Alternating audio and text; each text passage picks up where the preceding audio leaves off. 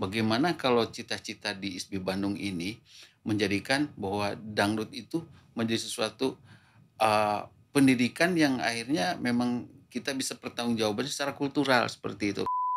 Dangdut adalah prisma peka untuk melihat kehidupan Indonesia seperti itu. Dulu kan sampai Kang Hari sempat bilang, pernah nggak denger Kasurupan, yo kujurig Oma Irama katanya gitu. Itu sempat saya dengar lagu waktu kecil tuh. Assalamualaikum warahmatullahi wabarakatuh. Yuk, tek tek tek.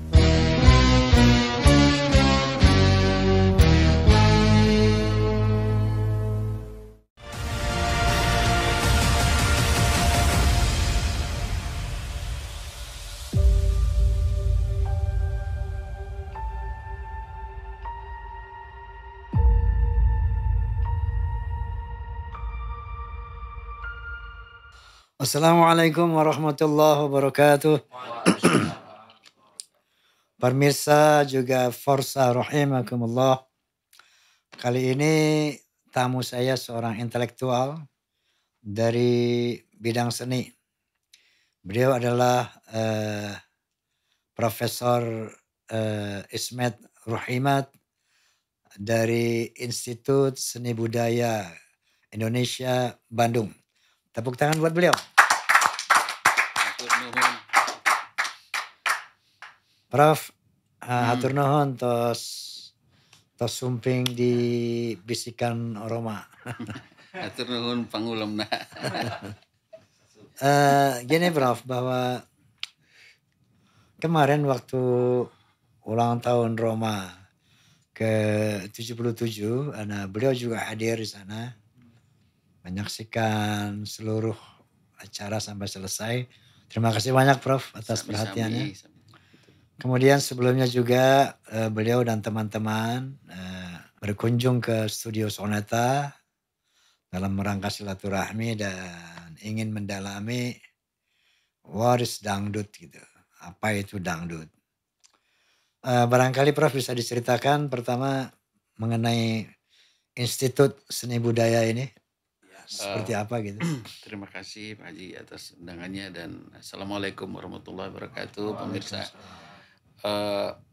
Dulu waktu itu saya sekolah di ASTI dulu itu lebih fokus ke kegiatan-kegiatan musik tradisi karawitan seperti itu. Lantas saya sekolah juga ke Surakarta, di sana ada macam peristiwa-peristiwa kesenian tradisional sama, lantas ke UGM. Jadi waktu itu kita itu ingin tahu seluk-beluk tentang kebudayaan waktu itu, dan ternyata memang sekarang menjadi Institut Seni Budaya itu mengkaji kebudayaan, termasuk sekarang itu fakultas yang saya bidangi itu kebetulan juga saya sekarang menjabat sebagai dekan ya. Maaf, bukan promosi, karena kalau saya istilahnya tuh sekolah itu sederhana, ingin kelihatan normal saja seperti itu.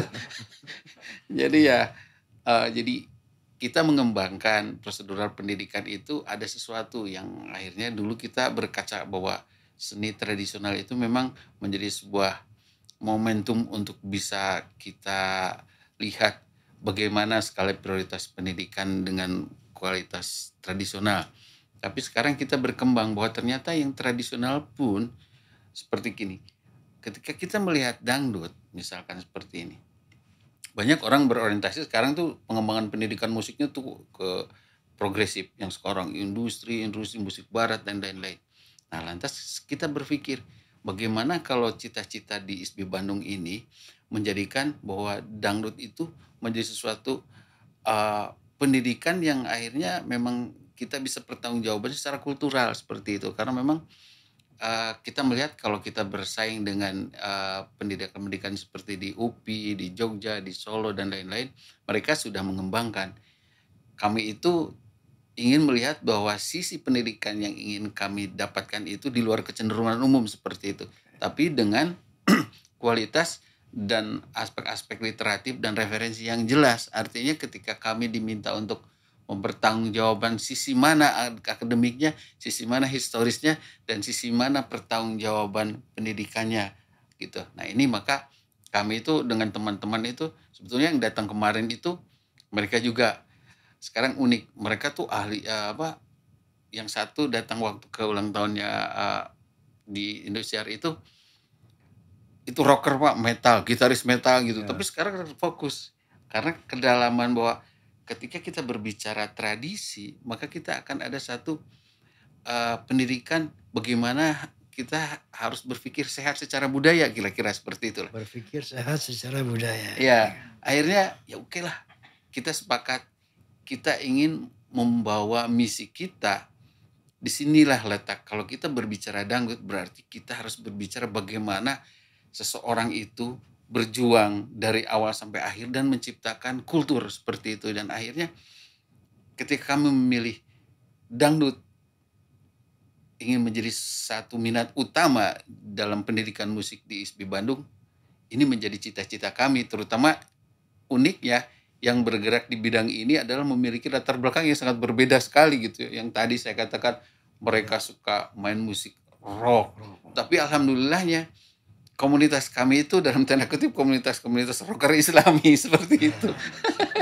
Artinya ya rocker syariah. Nah, rocker syariah lah kira-kira seperti itu. Nah, artinya pilihan kami itu bukan pilihan tepat, tapi pilihan yang memang akhirnya harus didasarkan dengan persoalan-persoalan yang tidak gambling begitu Pak Haji ya. Akhirnya kenapa akhirnya waktu itu kebetulan saya dekat dengan Profesor Andrew Weintraub tuh, saya dikasih informasi lebih baik ke Teh Debbie dulu, soan ya. Akhirnya saya dapat informasi dan dapat izin ketemu Pak Haji itu waktu di sama Teh Debbie, dan ini sesuatu hal yang memang waktu itu ketika Teh Debbie, Kang besok kesini katanya Papa mau, kita tuh sudah mau pergi pada kemana, wah udah kita karena ini momen ya, maksudnya itu juga sesuatu yang sangat luar biasa. Saya itu juga mencintai dangdut itu sejak kecil. Ya dulu ini kalau saya boleh cerita kecil, saya ingin menyurati Pak Haji, bener hanya satu, saya ingin dihadiahin saksofon gitu. Karena saya lihat, wah ini progresif bener nih, ada musik yang tradisional tapi pakai saksofon gitu ya.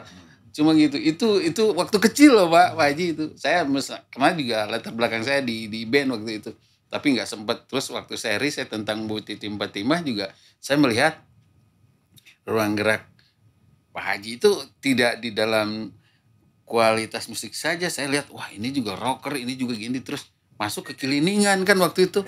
Ini kok jadi juru alok kayak gini gitu ya di gamelan. Saya bilang ini unik asli. Jadi saya melihat figur Pak Haji itu orang yang memang sangat eksentrik, dan salah satunya figur yang di luar kecenderungan umum gitu ya. Dan satu kekuatan yang tidak bisa kita sentuh dari dinamika kesejarahan intelektual itu ya, memang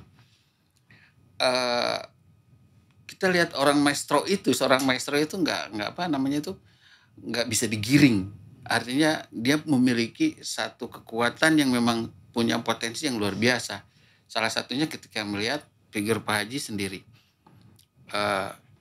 seorang yang idealis itu harus memiliki kekuatan energi untuk dibenci orang gitu loh.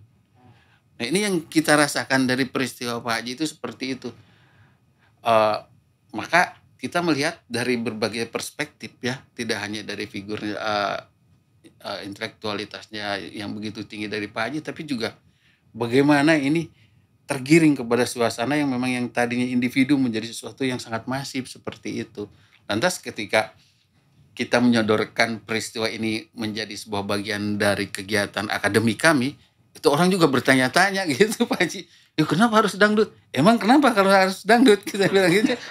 Emang ada salah dengan dangdut? Saya bilang, yang salah itu ya saya pikir Anda lah gitu. Saya bilang, kita lagi mengkaji atas dasar semua prinsip historikalnya dan lain-lain seperti itu. Makanya ketika, wah nekat aja, kemudian yang penting kita harus coba dulu dengan sesuatu yang kecenderungan di luar kecenderungan umum. Toh waktu dibikinnya juga dangdut itu juga peristiwanya tidak mudah.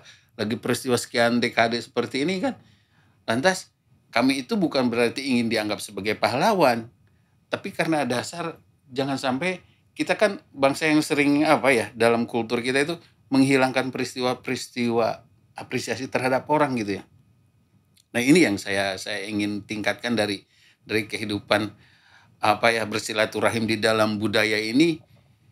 Kenapa kok seperti itu? Makanya kalau misalkan ketika lihat peristiwa dangdut 52 tahun, ini kan sesuatu hal yang memang sangat prestatif di dalam kebudayaan gitu ya. Meskipun sekarang kalau saya melihat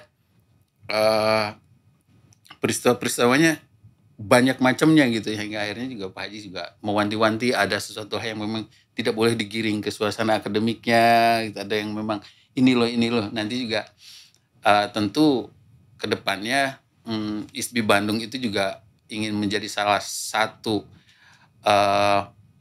role model dari bagaimana pengembangan pendidikan itu dilahirkan dari akarnya seperti itu. Baik.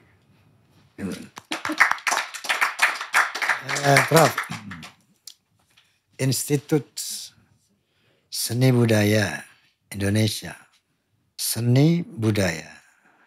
Ini yang namanya, barangkali Profesor bisa menjelaskan kepada pemirsa apa yang dimaksud dengan seni budaya. Karena banyak juga dari teman kita mengartikan budaya itu sesuatu yang bersifat bukan kebiasaan gitu ya, tapi sesuatu yang bersifat kesenian gitu. Ya, betul.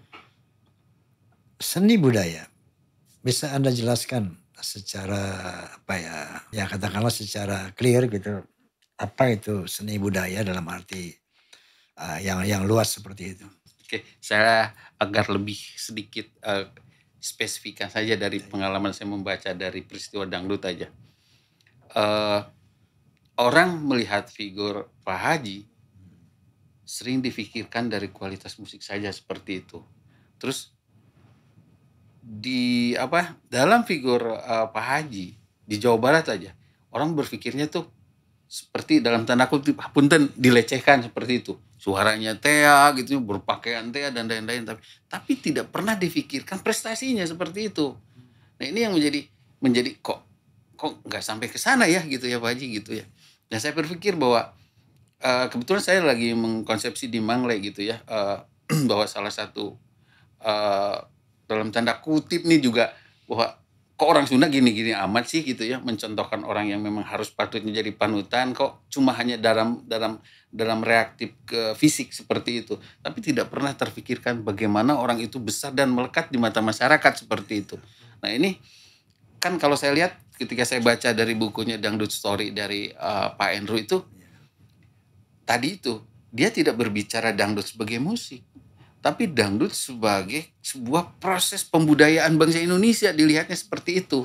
Jadi di sini tadi pertanyaan itu bagaimana seni dan bagaimana budaya, itulah. Kalau kita bisa membaca secara keseluruhan bagaimana dangdut membentuk dan bagaimana dangdut akhirnya merepresentasi sebagai representasi kebudayaan Indonesia, maka bacalah dangdut gitu ya. Artinya seperti gini, karena saya lihat juga ada kata kunci dari buku Dangdut Stories itu bahwa dangdut adalah prisma peka untuk melihat kehidupan Indonesia seperti itu. Dangdut adalah prisma yang peka untuk mencari dan melihat kehidupan orang Indonesia. Itu di dalam buku itu ditulis oleh Andrew Weintraub itu. Nah, ini kan menjadi sebuah kata kunci bahwa dangdut bukan hanya seni dan bukan hanya musik seperti itu. Kita lihat perjalanan Pak Haji seperti itu, dinamikanya seperti apa, kemudian masuk ke persoalan-persoalan politis, persoalan-persoalan seperti apa. Nah, makanya tidak heran kalau di kita itu seperti ini. Budaya masih dilihat sebagai sesuatu yang masih beririsan dengan seni saja. Ya, itu. Tetap aja yang dinamakan budaya itu logikanya itu lulus kesenian. Makanya kan di kita itu misalkan begini, kok tidak ada misalkan gini, taman budaya aja. Kontennya kesenian, aneh kan gitu. Sepertinya tidak seperti itu. Apakah tidak ada taman pertanian, taman budaya pertanian, taman budaya yang lain gitu ya. Nah, ini seperti itu. Makanya kalau kita juga berpikir kok kebudayaan di kita aja meskipun ada undang-undang pemajuan kebudayaan, progresivitas berpikirnya tetap ke sana gitu. Kenapa akhirnya misalkan budaya pertanian kita kalah padahal ada IPB. Misalkan kok tetap ngimpor gitu ya. Nah, ini sebagai institut mestinya kita mengkaji persoalan-persoalan dinamika-dinamika yang ada. Makanya ketika saya berpikir peristiwa budaya masih dalam progresivitas berkesenian seperti itu. Nah ini yang menjadi mudah-mudahan kenapa artinya misalkan kalau di negara-negara yang sudah maju misalkan berbicara seni aja, misalkan ada buku yang namanya tuh Ethnomusikologi Cookbook. Jadi itu bagaimana lagu itu merepresentasi kebudayaan misalkan gitu. Kenapa di restoran-restoran Sunda harus ada lagu Sunda misalkan. Nah ini orang sudah bisa menggiring cara pemikiran ke sana gitu ya. Nah ini juga seperti itu. Kita ketika berbicara tentang seni dan kebudayaan itu maka saya harus berpikir lagi bahwa penting lah kayaknya kita harus berabdas budaya gitu loh Pak Haji. Jadi untuk bisa mengetahui hakikat kebudayaan yang baik dan benar itu seperti apa gitu. Oke, jadi seni karena sesuatu yang indah, yang bisa bisa beraneka gitu ya. Sementara budaya itu suatu kebiasaan ya, suatu kultur ya. Dalam berbagai aspek. Misalnya tadi dikatakan sama Prof ini ada budaya pertanian. Bagaimana kita kebiasaan kita di dalam mengelola pertanian kan seperti itu. Betul, iya. Kemudian macam budaya berbusana misalnya. Budaya bermusik misalnya berkesenian. Nah jadi seni budaya. Apa enggak gini Prof? Seni ini kalau dijabarkan itu dikatakanlah dikupas luas terlepas dari budaya. Kan kita mengenal seni film, seni lukis, seni tari, seni musik. Jadi arti seni sendiri menurut pandangan Prof itu seperti apa seni? Kalau menurut saya sih sederhana ya. Jadi kalau seni itu adalah semacam proses estetikanisasi dari pengalaman indrawi seseorang saja seperti itu. Proses estetikanisasi dari pengalaman seseorang saja. Estetika gitu. Ya. Seni itu estetika. Gitu. Ya. Jadi ada sesuatu yang diproses dari estetikanisasi dari pengalaman indrawi seseorang seperti itu. Dan itu jelas tidak dimiliki oleh semua orang. Termasuk Pak Haji sendiri kan. Ketika orang mencontohkan kalau ingin dangdut kalau nggak seperti Pak Haji untuk hatam. Kalau di Bandung tuh kalau main calung nggak kayak Darso untuk hatam gitu ya kayak gitu ya. Tapi persoalannya tidak ada di sana kan. Nah ketika orang melihat tetap aja ginekologi yang ada di dangdut itu misalkan Pak Haji gitu. Dan itu yang ditelurkan oleh Pak Haji adalah proses estetikanisasi pengalaman indrawi Pak Haji itu seperti itu gitu. Jadi macamnya keluar kan itu outputnya seperti itu. Nah sekarang ketika orang menerima seperti saya, oh kenapa akhirnya saya bisa orang tergila-gila, orang seperti begini, orang kerasukan gitu ya. Dulu kan sampai Kang Hari sempat bilang, pernah nggak denger Kasurupan, yo kujurik Oma Irama katanya gitu. Itu sempat saya dengar lagu waktu kecil tuh. Kalau nggak tahu Pak Haji dengar nggak, saya itu sampai begitu loh. Ini sampai begitu ya. Sampai Hari Rusli juga bikin lagu yang kayak gitu. Itu waktu kayak kecil, gila bener nih. Makanya saya deketin. Saya tuh senang orang yang suka senang dengan bergaul dengan orang-orang yang di luar kecenderungan umum. Makanya saya dekatin Hari Rusli waktu itu. Sampai begitu ya. Eksentrik. Nah, itu kan artinya ada sesuatu yang ditangkap dari peristiwa-peristiwa yang tidak disadari oleh seseorang itu. Makanya ketika berbicara seni film, seni ini. Nah, proses pengalaman proses estetikanisasinya beda-beda yang dikeluarkannya seperti itu. Makanya saya sebetulnya tidak menyalahkan ketika seseorang selalu mengikuti intonasinya Pak Haji. Itu bukan karena mungkin jelas mereka itu karena dasarnya senang, cuma receivernya aja yang beda-beda gitu ya. Nah gitu seperti di wayang, di apa-apa seperti itu. Bahkan waktu kemarin juga saya ketemu Mas MB Cenur tuh. Beliau kan waktu itu dia ahli bikin musik teater tuh. Tiba-tiba ketika ditawarin sama kakaknya Pak Arifin Cemnur Amaruf terus bikin musik film, akhirnya saya bilang, beliau juga mengakui saya hijrah dulu sebagai seorang komposer di musik teater. Sekarang saya komposer film. Itu karena ada urusan rekapitulasi untung rugi. Saya bilang, nih Mas, bilang gini. Berarti sekarang begini ada sifat bahwa manusia yang berencana, kapitalis lah yang menentukan, saya bilang gitu. Ketawa dia, saya bilang seperti itu. Akhirnya ya kita berbicara tentang misalkan begini, seperti waktu itu kenapa orang sangat terasa traumatiknya ketika mendengar waktu Mas Embi membuat musik film untuk film G30 SPKI. Padahal yang dia bikin cuma hanya serpihan-serpihan suling-suling yang udah nggak kepake gitu. Nah, artinya kan kita tidak tahu latar belakang beliau ketika membuat, lantas akhirnya ketika dibikin dan sebagai sebuah peristiwa seperti itu, orang malah ditakutkan dengan suasana-suasana emosional musikalnya malah ketimbang daripada musiknya yang verbal gitu. Nah seperti itu.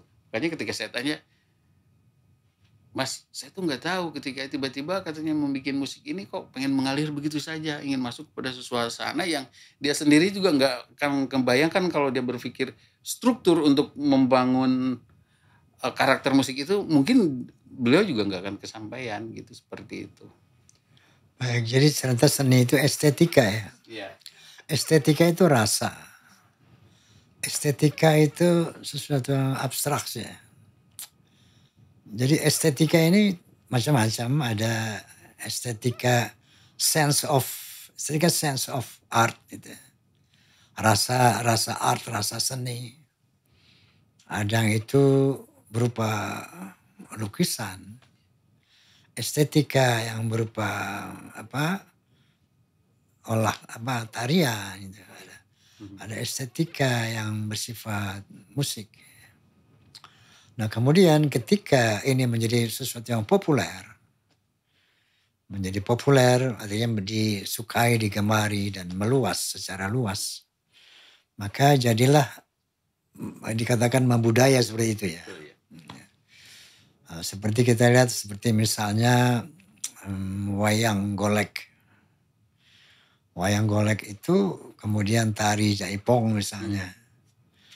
Kemudian sesuatu sense of dance yang merupakan estetika dance tari itu dikenal, kemudian sering dilakukan, maka dia membudaya, menjadi budaya. Oke, jadi Institut Seni Budaya itu tujuannya tadi sudah dijelaskan, ingin apa? Ya, tujuannya jelas ingin mendayungkan seni untuk lingkungan. Ya, yang lebih lebih masif lagi. Kalau dulu masih dalam skala lokal, sekarang sudah harus berpikir bagaimana mementingkan Indonesia di tahapan di luar seperti itu. Ya. Bagaimana menampilkan seni budaya Indonesia ke tingkat global. Iya, gitu. Karena kan ada ini cita-cita sekarang Institut Seni Budaya Indonesia Bandung itu Sampar Jabar gitu ya. Awalnya artinya kearifan lokal yang kita bina, terus juga Sanusantara dan itu Ngajomantara, kira-kira seperti itulah. Dari kearifan lokal Jabar apa tadi? Nasional, Nusantara dan Ngajomantara seperti itu. Ngajomantara janten seluruh dunia Jomantara itu. Saya baru dengar tuh istilahnya. Itu Ngajomantara. Nusantara, Jomantara ya. Ya, Nusantara, Jomantara gitu. Oke. Jadi tujuannya itu ya. Jadi mensosialisasikan seni budaya Indonesia menjadi Nusantara. Sampar Jabar dulu lokal, Nusantara baru Ngajomantara seperti. Oke, Jabar kemudian Nusantara kemudian Jomantara. Oke. Lalu apa tujuan mensosialisasikan seni budaya itu? Artinya benefitnya apa? Manfaatnya apa gitu? Untuk apa? Ya, manfaatnya tadi saya melihat bahwa kita sudah maksudnya ada peristiwa yang sedikit terdistorsi ya. Seperti begini. Kita lihat bahwa dari 3 rangkaian ekonomi kreatif yang ada di dunia, pertama Amerika dengan film Hollywood, kedua K-pop, dan ketiga Indonesia sebetulnya dari ekonomi kreatif, tapi dari apa? Tapi dari film hantu ternyata. Nah, ini kan artinya ini data yang berbicara gitu ya. Nah, ketika kita berbicara seperti ini, apakah logika Indonesia itu identik dengan hantu seperti itu ya? Nah, cara berpikir Indonesia, bangsa Indonesia harus seperti itu, misalkan seperti itu. Nah, kan orang-orang di luar melihatnya dalam tataran seperti itu, Pak Haji. Jadi kalau disinilah misi institusi itu memberikan sebuah paradigma pendekatan dari seperti itu, dari ketika seninya dibicarakan sebagai medianya dan budayanya diliterasikan dengan konsep-konsep akademik yang jelas seperti itu. Maka setiap institut seni budaya yang di Bandung, di Jogja, di Padang Panjang, di Papua, mereka lebih mencoba merepresentasikannya dulu sebagai kelokalannya seperti apa, identifikasinya seperti apa, dan memang tampaknya saat ini kebinekaan kita itu baru bisa didasarkan oleh adanya multikultur di dalam dunia pendidikan saja. Praktiknya seperti itu. Nah ini kan artinya kalau kita lihat bahwa saatnya dunia pendidikan yang ada di setiap wilayah termasuk di ISBI Bandung itu juga memberikan memberikan kekuatan yang lebih progresif untuk memajukan kebudayaannya itu sendiri. Makanya sekarang kalau dulunya tradisional, sekarang juga produk-produk pendidikannya juga sudah sangat berkembang. TV-nya juga, filmnya seperti itu, fashion mode-nya seperti itu. Jadi setiap karakter wilayah di institusi yang ada itu bermacam-macam seperti itu. Oke. Prof, Anda sepakat nggak kalau seni budaya itu ya bisa berdampak kepada atau bisa dijadikan sesuatu untuk katakanlah karakter building gitu. Yeah. Karena sebagai sama saya kata sering saya kemukakan di dalam berbagai macam kesempatan, the power of music can change character of human beings. Yeah. Bahwa kekuatan musik, pengaruh musik itu bisa merubah karakter seorang manusia. Musik bisa merubah suasana jiwa manusia. Musik bisa merubah orientasi manusia. Begitu dahsyatnya musik itu. Nah, sehingga sadar atau tidak sadar ya, banyak komunitas atau masyarakat terbentuk jiwanya itu dari sense of music yang digemarinya itu gitu. Nah sekarang di Institut Seni Budaya Bandung, Indonesia di Bandung, apa kira-kira satu program atau ada nggak satu program bahwa seni budaya ini bisa membentuk karakter dalam konteks karakter building gitu. Untuk karakter building bangsa Indonesia yang katakan sebagaimana dasar kita kan, dasar berbangsa bernegara ini Pancasila. Betul. Di sana ada ketuhanan, ya, ada kemanusiaan yang adil dan beradab, ada persatuan seperti itu. Bisa atau adakah arah orientasi dalam pembentukan karakter? Ya, itu tentu karena memang arah pendidikan dari statuta yang ada di dalam visi misi dari ISBI sendiri juga itu tadi, jadi mengembangkan seni sebagai untuk daya lingkungan seperti itu, dan juga mengembangkan manusia yang memiliki sebuah karakter. Taruhlah begini kasarnya, bahwa di ISBI Bandung itu harus mencetak bagaimana menjadi orang Indonesia yang baik dan benar gitu, udah cukup seperti itu. Nah ini kan satu tantangan yang sangat luar biasa bagi setiap mahasiswanya, karena mereka harus berusaha bukan berusaha menggali itu, tapi menggali potensi dirinya gitu. Kita balikkan sekarang paradigmanya. Makanya ketika sebetulnya sekarang Kemenristek sedang menggala-galakan MBKM, padahal lingkungan sekolah-sekolah seni yang seperti itu udah dari awal seperti itu. Misalkan ketika kita KKN udah pasti terjun ke masyarakat. Setiap Agustusan dari mulai ngebangun panggung dari Awi sampai ke Nawanya. Korupsi kuliah kerja nyata. Ya seperti itu. Mesti dirubah tuh kayaknya. Kayaknya sekarang itu sudah rubah. Double itu. Iya.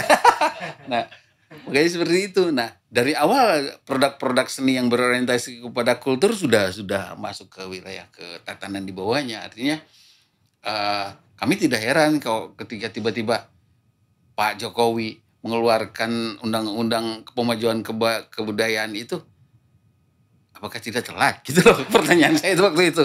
Karena kami semua udah melakukan seperti itu. Cuma sekarang persoalannya tadi itu. kehidupan kultur kita ketika masuk ke wilayah seperti itu. Contohnya sekolah kesenian aja ya. Sekolah kesenian yang ada di seluruh Indonesia yang negeri masih satker, Pak Haji gitu ya. Jadi semua ditentukan oleh orientasi kebijakan dari pusat.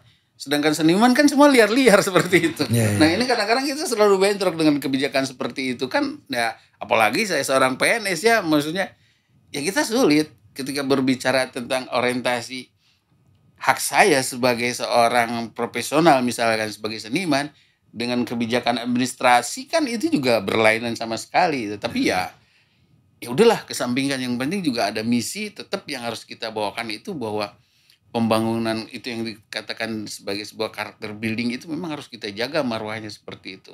Karena kalau tidak kecenderungan orang mengenyampingkan begini saja.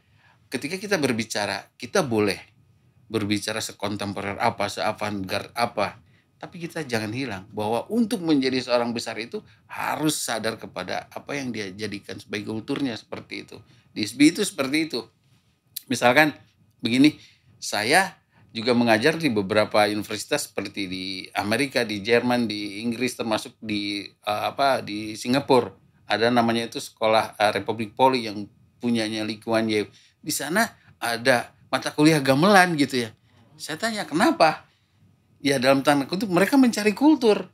Karena mereka multikulturnya nggak jelas maksudnya dalam tanda kutip ya. Sedang Indonesia perlu. Makanya saya tidak heran waktu itu kenapa akhirnya sering kita dengar angklung dimiliki oleh Malaysia, ini. Itu sebetulnya kami dari institut itu tidak pernah heran dengan peristiwa itu. Nah, ketika kebudayaannya ditarik ke persoalan-persoalan politis, inilah yang menjadi hal yang luar biasa itu. Padahal kami tidak aja, apalagi misalkan saya sebagai orang praktisi, ya saya senang-senang saja. Artinya wilayah kita jadi berkembang, bisa ke Malaysia, bisa ke mana-mana. Cuma kan yang kita lihat itu, kenapa waktu itu tiba-tiba kok di Singapura ada kebudayaan gamelan gitu ya. Terus di Amerika sendiri aja di Pittsburgh, ini menjadi sebuah pusat kebudayaan gamelan ya. Artinya mereka merasa itu sangat berkepentingan untuk apa? Untuk membaca Indonesia. Nah sekarang orang Indonesia bagaimana membaca diri sendiri kalau orang akhirnya kan itu bahaya dari sisi potensi ketahanan budaya. Kalau bangsanya ini sudah hilang dengan kemampuan untuk membaca dirinya, sementara kita sudah dilihat sama orang, nah ini akan menjadi persoalan. Nah kami itu misi dari ISBI itu tidak mau masuk kepada wilayah-wilayah jurang yang seperti itu gitu. Makanya seperti begini. Oke, kita berbicara sebagus mungkin, kita bermain di atas pentas secanggih mungkin, tapi ingat, kita tidak boleh melakukan sebuah proses hedonisme di sana seperti itu. Untuk bisa mencapai ke sana, pahami tradisinya dulu gitu. Nanti kita baru bisa, kalau istilah sudah mah, kurang lagi kabatur, kudu biga senjata kayak gitu pangintennya gitu. Nah, kalau memang tidak punya amunisi seperti itu, bagaimana kita bisa untuk bisa dilihat seperti orang, seperti tarian flamenco. Orang ikon-ikon flamenco seperti ini kan seperti menyombongkan diri. Enggak, mereka punya kebudayaan, ini aku seperti itu. Nah, kalau kita misalkan kurang dalam tatanan itu, mau bagaimana bisa begitu ya? Seperti begitu. Nah, ini yang kita disiplinkan itu karakter buildingnya di sini ada dalam peristiwa-peristiwa kultural. Makanya saya sering mengatakan ke mahasiswa itu, ayolah, sehebat apapun bahwa kita harus memiliki konsepsi kebudayaan yang baik dan benar gitu. Tahu aja dulu, baru bagaimana kita melangkah bahwa dari tahu kita ternyata harus sehat. Karena kan ada pas filsafat I Ching yang selalu saya pakai. Misalkan begini, how can we enjoy being clean if we know what is the dirty, seperti itu. Seperti itu yang kita akan tanamkan sama mereka kan seperti itu peristiwa. Akhirnya kan tidak salah kalau Korea mereka sulit mencari kebudayaan sendiri meskipun dari tatanan dinasti mereka memiliki kebudayaan. Akhirnya kalau mereka tidak ditanamkan potensi itu, ya mereka bikin budaya sendiri akhirnya seperti itu. Jadi pemirsa, memang kita mendapat satu pencerahan bahwa budaya itu sense of arts dalam konteks seni budaya tadi ternyata memang sangat kuat mempengaruhi karakter building tadi. Betul. Ya tadi kalau saya begini Prof, saya bisa membuktikan ini dari misalnya bahwa musik itu perannya besar untuk merubah karakter itu. Betul. Punten. Waktu ini juga saya sama Andrew Weintraub ini di Pittsburgh ini. Dan beliau juga sahabatnya Andrew Weintraub. Sama-sama sebagai dosen budaya, kebudayaan. Andrew itu membuat satu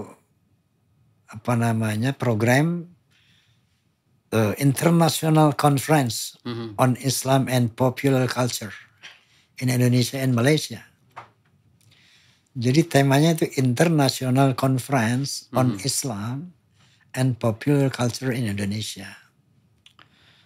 Saya melihat Andrew dan teman-teman itu mengaitkan bahwa popular culture di sini kultur-kultur yang populer yang dia maksud di sini di antara dangdut gitu kan. Betul. Dikaitkan dengan Islam. Nah, ternyata yang dia minta di sana, coba tolong paparkan kepada kami, kepada forum ini, sejauh mana efektivitas berdakwah di musik kepada manusia. Apakah musik itu bisa digunakan sebagai media dakwah? Kira-kira seperti itulah. Makanya di sana ada beberapa orang membuat paper kan. Paper saya berjudul Music is a Medium for Information, Communication, Unity, even dakwah, even preach. Di sana saya buat satu testimoni dari seorang dosen bahasa Inggris. Dosen bahasa Inggris dari Universitas Erlangga. Nah, ketika dalam kesempatan syuting film Menggapai Matahari di Jawa Timur, Surabaya, beliau nemui saya, profesor ini, dosen ini. Cuman saya lupa namanya itu. Dia dosen bahasa Inggris. Tiba-tiba dia mengatakan, "You are my teacher. How can you say it like that?" Lalu dia bilang bahwa banyak perjalanan hidup saya terinspirasi dari lagu Anda. Itu saya luar biasa terkejutnya kan. Dan banyak macam-macam masalah saya solusinya ada di lagu Anda. Sampai saya mengatakan kepada teman-teman dosen saya, kamu harus dengar soneta. Ini sesuatu yang buat saya kembali menguatkan saya. Ternyata musik ini nggak sia-sia. Betul. Kalau memang diarahkan, dibuat dalam tujuan tertentu untuk membangun manusia gitu kan. Nah, begitu juga di Indonesia ada Fans of Roma and Soneta ini. Keren, Fans of Roma and Soneta. Forza. Itu saya banyak mendengar testimoni dari mereka. Bang Haji, dulu saya ini pemabuk, penjudi, setengah dengar lagu ini saya berhenti judi. Saya berhenti mabuk. Dulu saya ini sama orang tuanya nggak bisa menghargai sama ibu saya kurang ajar banget. Setelah dengar lagu Keramat, saya sadar. Saya sekarang sangat menjunjung tinggi orang tua saya, ibu saya gitu. Ternyata setelah ada observasi seperti itu, ternyata musik itu ternyata punya pengaruh artinya. Bisa membuat the power of music tadi. Nah tentu saja dalam hal ini begitu juga saya yakin dalam seni-seni yang lain. Apalagi seni film sangat bisa membangun dan menghancurkan orang tuh. Sangat mudah sekali film itu ya. Seni acting, seni film itu. Nah oleh karena itu bahwa seni budaya memang harus betul-betul dibangun. Betul, ya. Kalau saya betul sekali, saya sepakat dengan pernyataan Pak Haji itu. Seperti yang dikatakan dalam buku storiesnya Kang Andrew, kita tidak melihat bahwa citra di dalam buku itu sebagai sebuah representasi, sebuah grup soneta atau Pak Haji Rhoma Irama seperti itu ya. Tapi kita ketika membaca itu terus sebuah lintasan peristiwa bagaimana skala mikro musikal menjadi makro dalam tatanan representasi inilah Indonesia seperti itu kira-kira. Karena itu dibentuk oleh perjalanan waktu yang tidak instan dan oleh pemikiran yang memang juga tidak instan dan peristiwa-peristiwa yang menghalanginya dari tatanan politis dan lain-lain itu juga luar biasa. Bahkan ketika dulu di sana dilihat ketika tiba-tiba saya yakin ketika Pak Haji menjadi corong narasumber di dalam campaign sebuah politik ya, sebuah partai, itu pasti dasar batinnya tidak di dalam persoalan tatanan politik secara duniawi seperti itu. Ada tujuan lain saya kira. Nah ini yang tidak dibaca sama orang seperti itu. Makanya ketika sekarang misalkan saya melihat Pak Haji sendiri juga sekarang lagi istirahat untuk masuk kepada wilayah itu mungkin ada di sisi lain dan ada pemikiran-pemikiran yang lain juga mungkin ya. Ketimbang misalkan ini mungkin juga cara berpikir subjektivitas saya melihat hal itu, ada sesuatu yang mungkin bisa dikaji dan bisa didekati lebih komprehensif dan lebih dimaknai dari proses batinnya seperti itu ketimbang masuk kepada wilayah-wilayah yang seperti itu yang meskipun makro, meskipun masif, tapi adakah misalkan sesuatu yang didapat dari peristiwa itu. Makanya ketika tadi dikatakan bahwa orang melihat figur Pak Haji itu adalah orang yang memang kalau istilahnya Kiai Raf itu Raden Amarullah Afandi itu dulu misalnya Pak Haji itu manusia langka gitu. Seperti itu ya. Saya lihat. Karena apa? Ya memang seperti itu. Karena nama pakai irama banyak tuh. Dung irama, gawan irama itu. Nama banyak. Iya, jadi ya seperti itu. Makanya kan kita melihat disinilah letak kelangkaan itu. Kenapa tiba-tiba misalkan harus dibaca peristiwanya dan kenapa misalkan orang itu besar dan melekat di mata publik seperti itu. Apalagi melekatnya bukan hanya melekat sebagai di dalam secara melekat secara lahiriah, tapi juga tadi dikatakan kenapa orang tiba-tiba tersentuh dan tiba-tiba menjadi baik dan benar dalam kurva spiritual seperti itu. Ini kan tidak mudah seperti itu ya. Saya sendiri aja, saya punya kelompok tim. Saya kebetulan aktivitas saya itu jarang di Indonesia, semua di luar negeri gitu-gitu. Tiba-tiba masuk lagi ke Indonesia, seolah-olah saya itu dibid'ahkan. Padahal teman-teman saya yang menikah dengan para bule-bule itu semua mereka malah jadi mualaf. Terus pertanyaan saya kan, kenapa saya hanya diharamkan? Kayak gitu, ini lucu juga ya. Saya kan waktu itu, teman-teman saya kan sekarang banyak yang menikah di Amerika, di Eropa, di sana-sana. Semua alhamdulillah ya mereka jadi mualaf gitu ya. Bule-bule yang nikah. Terus ya itu ketika saya pulang ke Indonesia, Kang udahlah berhentiin main musik itu. Udah gak bener haram. Saya bilang, pertanyaan saya hari itu gimana gitu teman-teman saya nugas nggak mualaf kan gitu ya. Saya kan nggak siar gitu ya. Ya saya berbicara seperti itu aja nggak pernah karena yang saya ya tadi itu yang saya jual dalam tanda kutip itu produk kultural, produk-produk yang memang betul-betul yang tadi itu. Ketika kita berbicara Indonesia, saya tidak berbicara tentang bahwa musik gamelan yang saya buat atau musik komposisi yang buat harus sekelas Beethoven, enggak. Tapi ya tetap aja beluk, tetap aja keliningan, tetap aja canjuran yang saya jual. Toh nggak Islam kan seperti itu ya, sama tanda kutip. Nah ini juga sesuatu yang tidak kami duga dari awalnya seperti itu ya. Mungkin juga pengalaman Pak Haji juga akan saya yakin lebih besar daripada saya.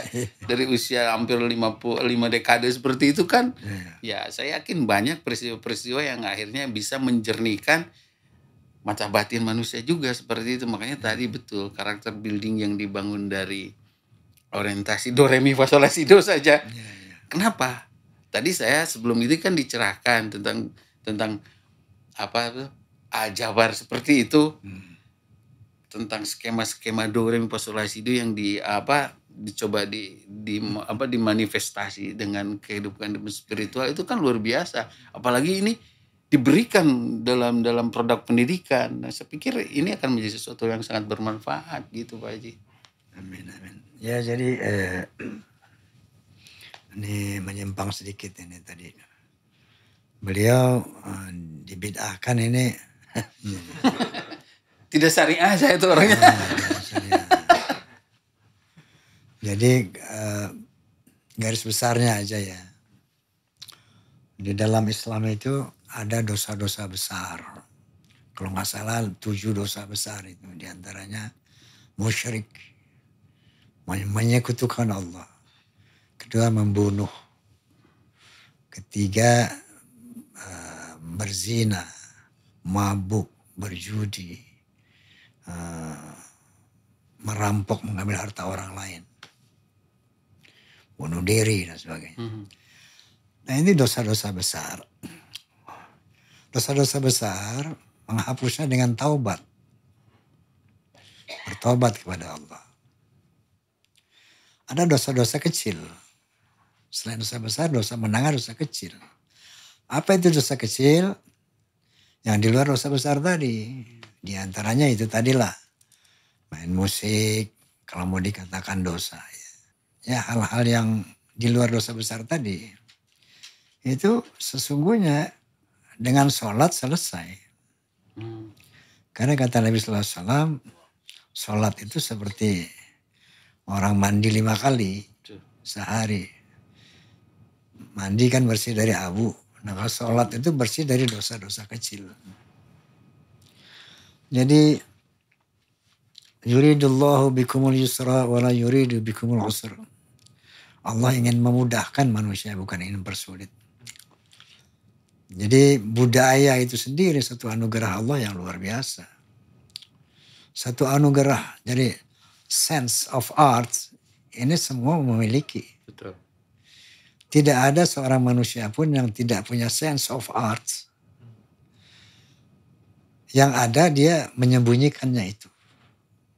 Misalnya orang nggak suka musik itu bid'ahnya itu dia ada tapi menyembunyikan. Betul. Bukan tidak ada sense of art saja. Jadi karena itu bersifat fitrah. Jadi seni itu fitrah. Semua orang memiliki seni. Makanya estetika itu dikelola oleh lembaga-lembaga seperti institut ini, dikelola sebagai supaya menjadi satu hal yang lebih bermanfaat, yang lebih dibudayakan supaya ada efek-efek positif di dalamnya gitu kan. Jadi mengenai bid'ah itu seperti itu tadi. Jadi nggak semudah itulah bid'ah. Betul. Kullu bid'atin dhalalah kullu dhalatin finnar itu nggak semudah itu. Dan tidak ada lagi kan grup orkes Melayu bid'ah, nggak ada juga. Khusus membranding diri maksudnya gitu. Enggak lah itu Masya Allah. Allah itu luar biasa itu. Ar-Rahman Ar-Rahim. Masya Allah. Baik, kira-kira Prof, saya rasa kita udah cukup ya menerima informasi dari Profesor mengenai waris art, waris seni budaya, dan ini bisa menginspirasi kita lebih mengetahui apa itu seni budaya. Kemudian barangkali ada last statement Prof, kangge pamisa. Terima kasih. Doakan kami sedang berikhtiar, mudah-mudahan dangdut tidak hanya dianggap bidangan tapi terus diperhitungkan, terutama ketika kita membawa misi dalam dunia pendidikan. Mudah-mudahan juga ini cita-cita beliau untuk menjadi dangdut ukhuwah Islamiyah pun masuk kepada wilayah-wilayah pendidikan yang baik dan benar, itu saja. Oh iya, jadi lupa saya, paling penting ini. Beliau datang itu kemarin dalam rangka ingin memasukkan dangdut sebagai kurikulum di dalam mata kuliah Institut Seni Budaya Indonesia Bandung, seperti itu. Dan ini suatu hal yang buat saya sesuatu yang menggembirakan ya. Saya bersyukur, semoga tadi yang dikatakan tadi bahwa mudah-mudahan di sana kan ada musik, ada lirik ya. Betul. Dan mana bisa kontributif terhadap. Yang paling penting itu kan, maaf ini jadi agak sedikit juga melebar. Tadi itu ketika lihat persoalan kenapa orang tertarik, kalau saya melihat juga kan syair-syairnya Pak Haji itu lebih prosaik ketimbang kalau kita lihat dari awal historiositasnya kalau Melayu seperti ini kan seperti itu ya hanya sebagai sebuah gejala musikal saja. Nah ketika diangkat dengan suasana yang lebih prosaik, apalagi di dalam syair-syair itu mengandung makna-makna yang sangat luar biasa tingkat spiritualitasnya, ya akhirnya tidak salah kalau orang memilih ini hari-hari ibadah seperti itu ya, seperti itu kan, mendekati ke persoalan-persoalan bagaimana ibadah. Sebetulnya saya tidak heran kalau tiba-tiba ada orang tiba-tiba tersentuh lagi yang tadinya tidak sehat menjadi sehat gitu ya. Nah ini sesuatu yang sangat manusiawi, tapi saya melihat bahwa terlepas dari semua itu, bahwa satu keberhasilan bagaimana Pak Haji membawa misi dangdut itu adalah kita harus membaca seluruh pemirsa itu bagaimana kita harus hidup sehat secara budaya, itu satu sisi, dan kedua bagaimana kita ingin melihat cara spiritualitas dengan cara yang lain seperti itu, dan isinya yaitu ketika kita ada hubungan persoalan-persoalan kita dengan Tuhan, maka salah satu cara yang terbaik untuk di awal-awal berlatihlah dangdut seperti itulah kira-kira.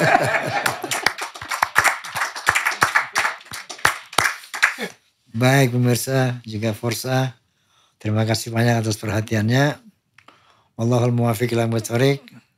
Billahi taufiq wal hidayah. Sebelumnya atur nuhun pisan Prof. Sami-sami. Assalamualaikum warahmatullahi wabarakatuh. Waalaikumsalam.